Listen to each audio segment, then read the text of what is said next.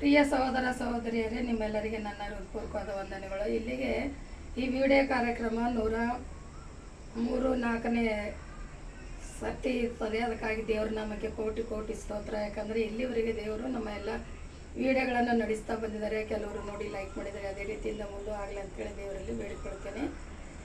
ಇವತ್ತು ನಾವು ಹೇಳೋ ವಾಕ್ಯ ಅಂದರೆ ಯೆಹೋಶುವನು ಬರೆದ ಪುಸ್ತಕ 1ನೇ ಅಧ್ಯಾಯ 1-9ರಲ್ಲಿ ಯೆಹೋಶುವನಿಗೆ ಕರ್ತನಾದ ಯೇಸು ಕ್ರಿಸ್ತನು ಏನು ಆಜ್ಞೆ ಕೊಡ್ತಾನಂದರೆ, ಯೆಹೋವನು ಯೆಹೋಶುವನಿಗೆ ಕೊಟ್ಟ ಆಜ್ಞೆ, ಯಾವ ಆಜ್ಞೆ ಕೊಡ್ತಾನೆ, ಅದನ್ನು ಹೇಗೆ ಅವನು ನಿಭಾಯಿಸ್ಕೊಂಡು ಹೋಗ್ತಾನೆ ಅದರ ವಿಷಯದಾಗ ಹೇಳ್ತೇನೆ.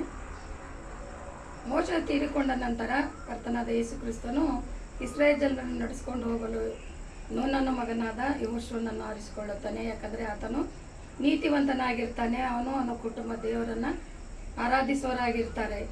ಹಾಗೂ ಅವನು ತನ್ನ ಜೀವನದಲ್ಲಿ ನೀತಿವಂತನಾಗಿ ಬದುಕಿದ್ದರಿಂದ ದೇವರು ಅವನನ್ನು ಆರಿಸಿಕೊಂಡು ಹೇಳ್ತಾನೆ, ನೋಡು ಯೆಹೋಶುವನೇ, ಇಲ್ಲಿವರೆಗೆ ಮೋಸ ನಡೆಸಿಕೊಂಡು ಹೋದಂಥ ಈ ಜನರನ್ನು ನೀನು ಇಸ್ರಾಯೇಲರನ್ನು ನೀನು ನಡೆಸ್ಕೊಂಡು ಹೋಗಬೇಕು. ಯಾವ ಥರದ ತೊಂದರೆ ಬರದ ಹಾಗೆ ನಾನು ಕಾಪಾಡುತ್ತೇನೆ. ಎಲ್ಲಿ ಹೋದರೂ ನಿನ್ನ ಜೊತೆಯಲ್ಲಿ ಇರ್ತೇನೆ. ಧೈರ್ಯ ಬೇಡ, ಹೆದರಬೇಡ, ನನ್ನ ಮೇಲೆ ವಿಶ್ವಾಸವಿಟ್ಟು ನಡೀತಾ ಇರು ಅಂತ ಹೇಳಿದಾಗ ಆತನು ಹೌದು ಸ್ವಾಮಿ ಅಂತೇಳಿ ಆತನ ವಾಕ್ಯಕ್ಕೆ ಮರ್ಯಾದೆ ಕೊಟ್ಟು ಆಜ್ಞೆಯನ್ನು ಕೈಕೊಂಡು ನಡೆಯುವಂತೆ ಅವನು ಇಸ್ರಾಯೇಲರ ಜನರನ್ನು ಏನು ಮಾಡ್ತಾನೆ ಅಂದರೆ ಯೋರ್ದಾನ್ ಹೊಳೆಯಿಂದ ಮಹಾನ್ಯಾಯಾಲಯವರೆಗೆ ಕರೆದುಕೊಂಡು ಹೋಗ್ತಾನೆ. ಹಾಗೂ ದಾರಿಯಲ್ಲಿ ಏನೇ ಸಮಸ್ಯೆ ಬಂದರೂ ಕರ್ತನನ್ನು ಪ್ರಾರ್ಥಿಸಿದಾಗ ಕರ್ತನ ಆತನನ್ನು ಸಹಾಯ ಮಾಡ್ತಾನೆ. ಮತ್ತು ದೇವರು ಏನು ಹೇಳ್ತಾರಂದರೆ, ನೋಡು ಎಡಕ್ಕೂ ಬಲಕ್ಕೂ ನೋಡಬೇಡ, ಮುಂದೆ ಸಾಗು, ನನ್ನ ಕರ್ತನನ್ನು ಹಿಂಬಾಲಿಸಿ ನಡಿ, ಯಾವಾಗ ನಿನ್ನ ಎಲ್ಲ ಕೆಲಸದಲ್ಲಿ ಸಫಲನಾಗುವಿ ಅಂತ ಹೇಳ್ತಾರೆ.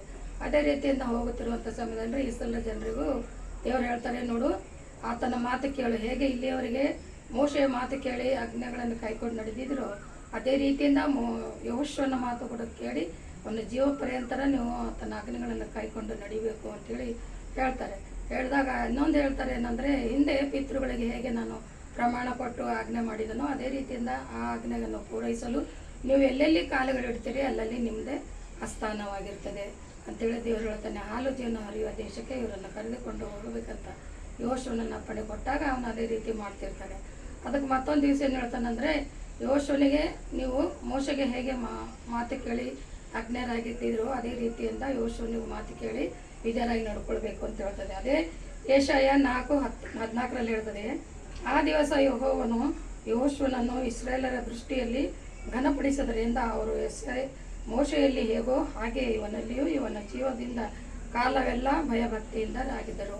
ಮೋಶೆಯ ಜೊತೆಗೆ ಹೇಗೆ ಭಯಭಕ್ತಿ ಉಳ್ಳವರಾಗಿರ್ತಿದ್ರು ಅದೇ ರೀತಿಯಿಂದ ದೇವರ ಮಾತು ಕೇಳಿ ಯೆಹೋಶುವನ ಜೊತೆಗೆ ಇಸ್ರಾಯೇಲ್ ಜನರು ಭಯಭಕ್ತಿ ಉಳ್ಳವರಾಗಿದ್ದರು.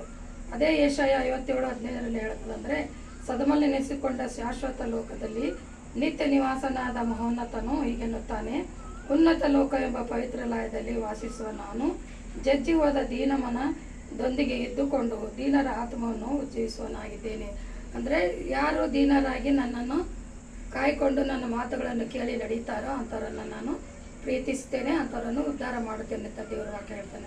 ಅದೇ ರೀತಿಯಿಂದ ಇವತ್ತಿನ ದಿವಸ ನೀವು ಕೂಡ ಕರ್ತನ ವಾಕ್ಯವನ್ನು ಕೇಳಿ ಯೆಹೋಶುವನ ಹೇಗೆ ಅವನ ಆಜ್ಞೆಯನ್ನು ಪಾಲಿಸಿಕೊಂಡು ನಡೆದನೋ ಅದೇ ರೀತಿಯಿಂದ ನಾವು ಕೂಡ ಪಾಲಿಸಿಕೊಂಡು ನಡೆದು ನಾವು ನಮ್ಮ ಮನೆಯವರು ಯೆಹೋವನನ್ನೇ ಸೇವಿಸುವಂತೆ ಜೀವಿಸಬೇಕು.